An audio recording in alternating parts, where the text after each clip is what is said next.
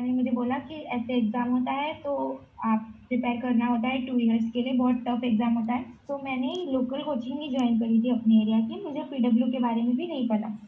पर 2-3 मंथ्स जाने के बाद मुझे रियलाइज़ हो गया कि वहाँ पे पढ़ाई तो नहीं हो रही है और मुझे पीडब्ल्यू के बारे में मेरी कोई दोस्त से पता चला था। फिर मैंने पीडब्ल्यू लिया एंड तभी मैंने पीडब्ल्यू सारथी भी लिया।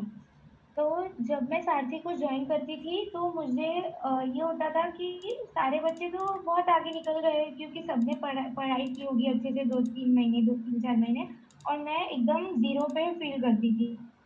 कि अपने आप को और मैं बहुत लो फ़ील करती थी कि मेरा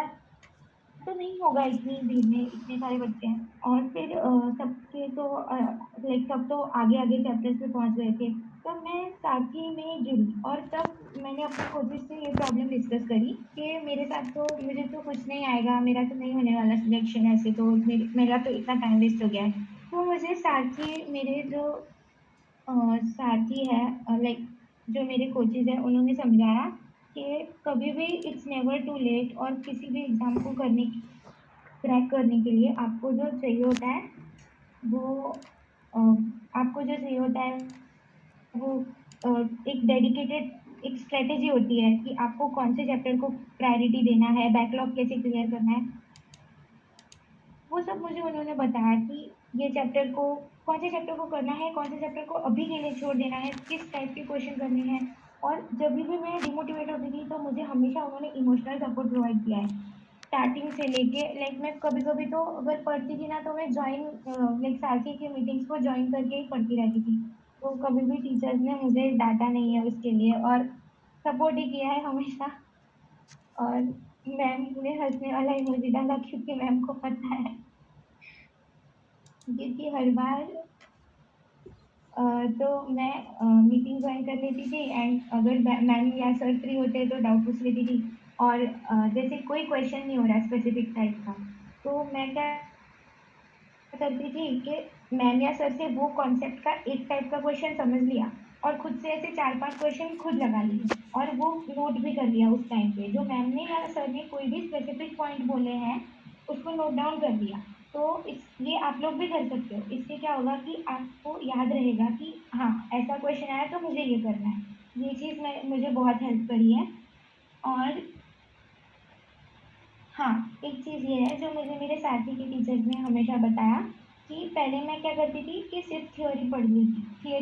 थी, थियरी ही पढ़ती रहती थी। तो टीचर्स ने मुझे समझाया कि जो रियल तरीका होता है एग्ज़ाम को क्रैक करने का, वो है कि आप जितने ज़्यादा से ज़्यादा क्वेश्चन प्रैक्टिस करो। क्योंकि जितने आप क्वेश्चन करोगे, वैसे आपको समझ आता जाएगा डिफरेंट टाइप ऑफ क्वेश्चन क्या होते हैं, एग्ज़ाम में क्या आ सकता है और थियरी इज़ नेवर एंडिंग क्योंकि ये एग्ज़ाम का सिलेबस ही इतना वाइड है कि हम थियरी करते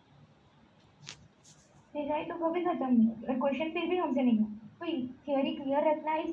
गुड थिंग। वो सर ने जितनी पढ़ाई है उतनी थियरी करो। उसके बाद क्वेश्चंस करो क्योंकि sky is the limit for questions. तो वो मुझे मेरे टीचर्स ने समझाया और प्रीवियस ईयर क्वेश्चंस को सबसे ज़्यादा इम्पोर्टेंस देना चाहिए। ये भी मुझे मेरे टीचर्स ने बताया कि जितने भी प्रीवियस ईयर क्वेश्चन थे वो मैं करती थी सॉल्व और अगर उसमें मुझे कोई डाउट आया तो मैं मेरे टीचर्स को पूछती थी और वो सिंस उनका एक्सपीरियंस ही इतना अच्छा है कि इतने टाइम से वो पढ़ा रहे हैं तो उनको ऑलरेडी पता होता है कि इस टाइप के क्वेश्चन आ सकते हैं इस टाइप का क्वेश्चन आ चुका है तो अब दूसरे क्या टाइप का आ सकता है और किस लेवल पे आपको प्रिपेयर करना है किस टॉपिक को और किस टॉपिक को आपको स्किप कर देना है वो सब हमें हमारे टीचर्स बता देते थे सारथी के और मुझे तो मैम हमेशा इस तरह से इस लेवल पे सपोर्ट किया उन्होंने कि अगर जैसे मुझे मतलब कोई टॉपिक मैं लेके गई उनके पास, तो उनके पास उनको पता है कि